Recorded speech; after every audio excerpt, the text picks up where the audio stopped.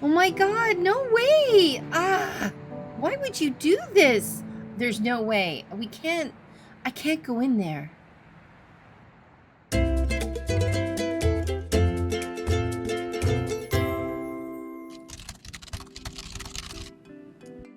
Hey there, it's February 14th, 2020. Happy Valentine's Day.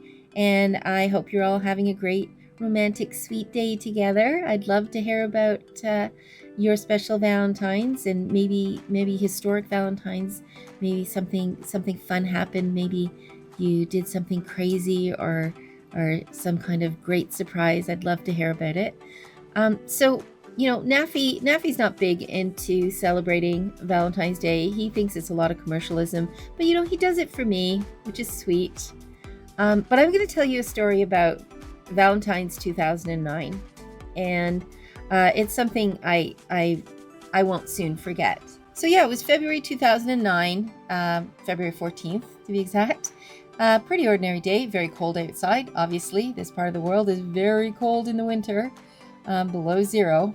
I was making a homemade gift card for him, very sweet little poem, and I was planning his favorite dinner, and I didn't think he even knew it was Valentine's Day. I wasn't sure. I didn't want to say anything, although usually he remembers me on Valentine's, and believe it or not, he's pretty romantic, and he loves big surprises. And not just the ones where he hangs out in a room behind a door or something and waits till I walk in just to surprise me and freak me out. He does this a lot. He does it a lot. No, he loves to surprise me, like suddenly take me away somewhere or pick me up and take me out for dinner when I'm feeling blue, or he'll bring me a dozen roses just to tell me he appreciates me. It's times like that make up for his not picking up after himself, for example, or leaving his desk in such a huge mess, or maybe game nights until 4 a.m. and I'm angry. He knows how to keep me smiling. I love that he's romantic, and I love his surprises.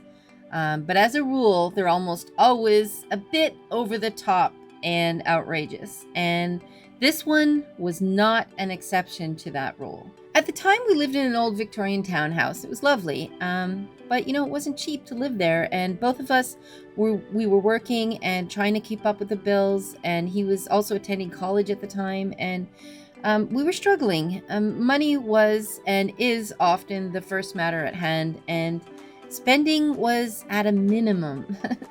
We watched our bucks. So we were heading into Ottawa, actually. We had decided we're just going to go in, pick up some groceries at the Eastern food shop there, and pick up some things, some special items for our Valentine's dinner.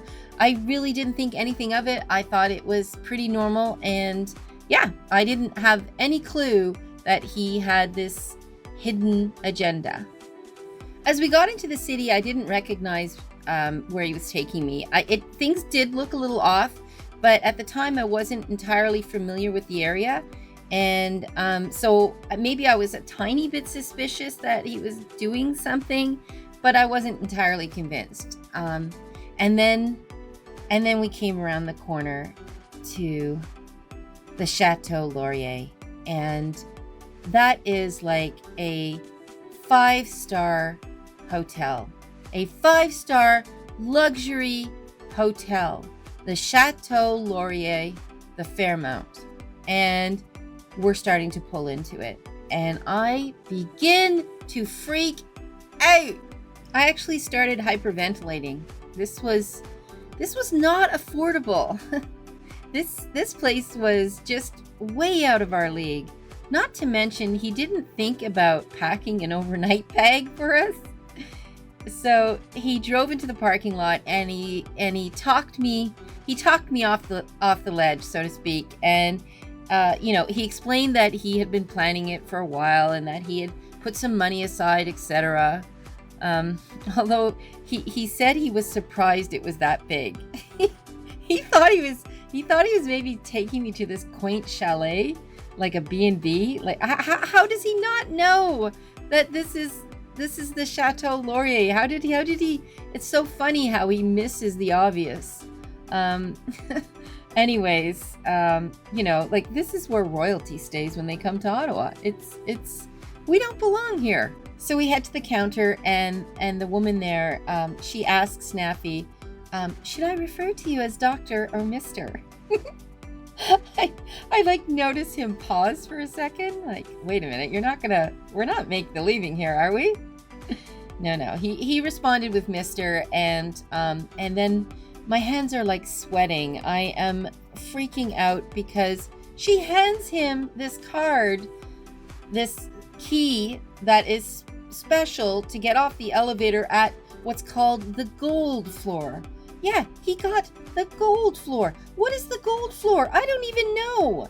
I mean, that's got to be expensive. I don't even know how much it is at this point. I'm just, yeah, you know, I'm still in a state of freaking out a little. But yeah, so we walk down this beautiful hallway to these brass elevator doors, and we go to our floor. Gold floor. Gold.